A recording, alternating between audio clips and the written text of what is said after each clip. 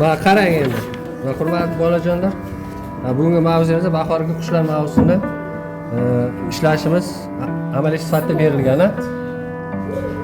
Mana qarang, dastlab biz mana bu qora qalamda qog'ozimiz yuzasiga to'g'ri joylashtirib olganimizdan keyingina biz nima qilamiz?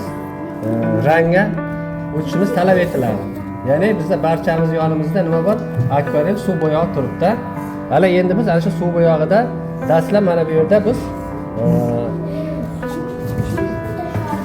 ishlagan tasvirimizdagi asosan mana orqa plandagi osmonni nima qilamiz? Biz ishlab olamiz, chizib olamiz. Mana bo'yab olishimiz kerak bo'ladi. Mana qarang, mana havo ranglaridan foydalanamiz dastlab. Mana havo ranglardan olamizda. Mana holatda, ya'ni bizda nima bor ekan? Osmonda bulutlar bor ekan. Mana birato'la bulutning shaklini ham biz qoldirib ketamiz mana bu holatda, maylimi? Mana. Va mana bu yerlarda ham bulutlar bor ekan. Mana birato'la ko'ryapsizmi? Mana bulutlarni ham qoldirib ketaymi mana oq fon bilan. Mana. Mana.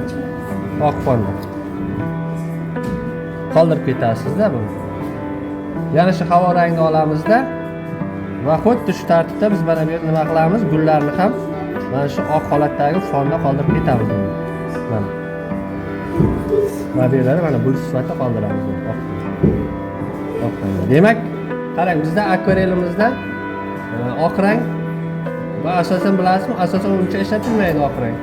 Chunki bizda oq rang sifatida qog'ozni o'zida oq rang sifatida foydalanishimiz kerak bo'ladi. Misol uchun mana qog'ozda, misol uchun bizda oq rang bo'ladigan bo'lsa, biror tasvirda biz endi mana bu akvarelda o'zidagi oqni olib ishlatmaylik. Ana shu oqni va qog'oz o'zidagi oq tasvirni, ya'ni ana shu oqni biz rang sifatida qoldirib ketishimiz kerak bo'ladi. Ana shundagina biz nima bo'ladi?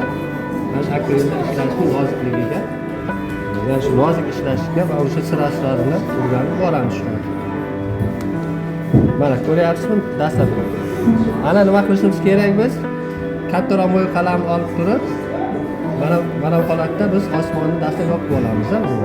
Qarang endi qushni qanday bajarishimiz kerak bo'ladi. Mana bu qushimizda avvalo nima bor ekan? Mana bu yerda sariq rang bor ekan. Biz akvarelda hamisha biz nimadan boshlaymiz? Eng shu ochiq ranglardan boshlab boramiz. Ya'ni bizda dastlab bu yerda sariq rangimizda ochiq, iliq ranglarimiz. Va shuning baravarida keyin nima? Mana havo rang, ko'k ranglarda mana qushimizni mana bu yerda ishlangan.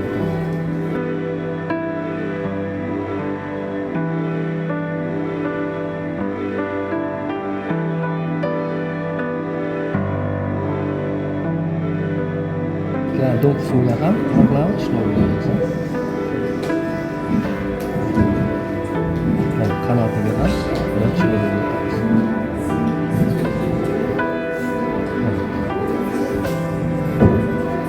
Oyoqlar shoxga qo'yib turibdi.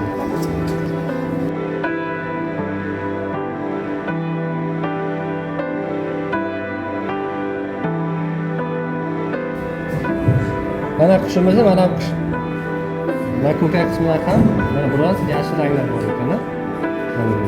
Mana qora ranglardan mana bu yerda yana bir ozroq foydalanamiz. Ko'rdingizmi? Mana shu qo'shilib mana shu ranglar, mana shu nozik o'tishuvlari bizda mana shu akvarelning xususiyatini, akvarelning mohiyatini ochib beradi. Ko'rdingizmi? Demak, biz akvarelda toza, sof hamda musaffoligini biz saqlab qolishimiz kerak. Ishlagan tasvirimizni ana shu ko'rsata olishimiz kerak akvarel nozikligini. Nozik o'tishuvlar havasini tanlaymiz. Va keyingi qushimizni ham xuddi shu zaylda mana bu yerda nima yashil ranglar bilan mana bu yashil ranglar ishlangan ekan qanotlari. Mana yashil ranglar va ko'k ranglarda ham nima qilamiz? Ishlaymiz.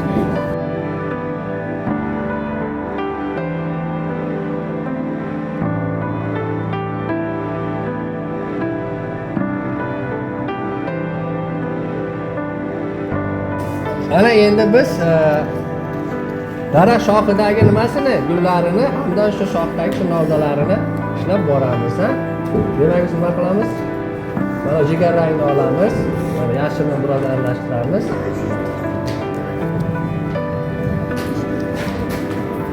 Yashilni qo'shgan holatda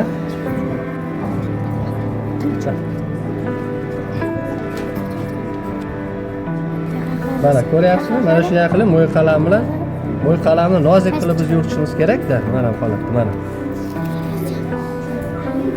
Mana nozik harakatlarni biz amalga oshirsak, shunda bizning nima bo'ladi? Ishlayotgan tasvirimizning ta'sirchanligi bizda oshadi.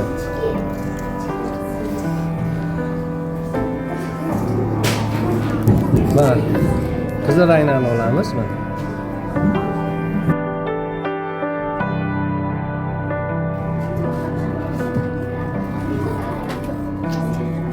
bizda nimasi bor? Bariklari bor, ha?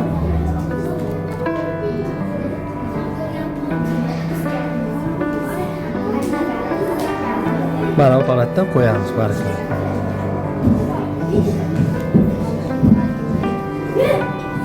Mana.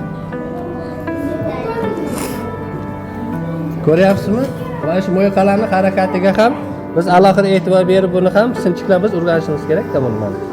Ko'ryapsizmi? Mana shu mo'y qalamni qo'yayotgan harakatimiz, ya'ni ana shu barigimizning nimasi xarakterini berib o'tyapti bizga.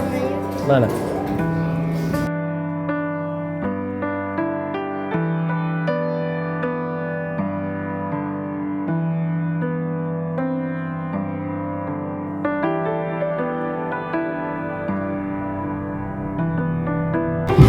Mana shu so'nggi bosqichimizda nima qilamiz? O'sha kerak bo'lgan xarakterlarni chiqarish uchun to'q ranglar bilan mana shu soya jihatlarini ko'rsatib, ta'minlab berib, biz ana shu natijasiga erishishimiz mumkin bo'ladi.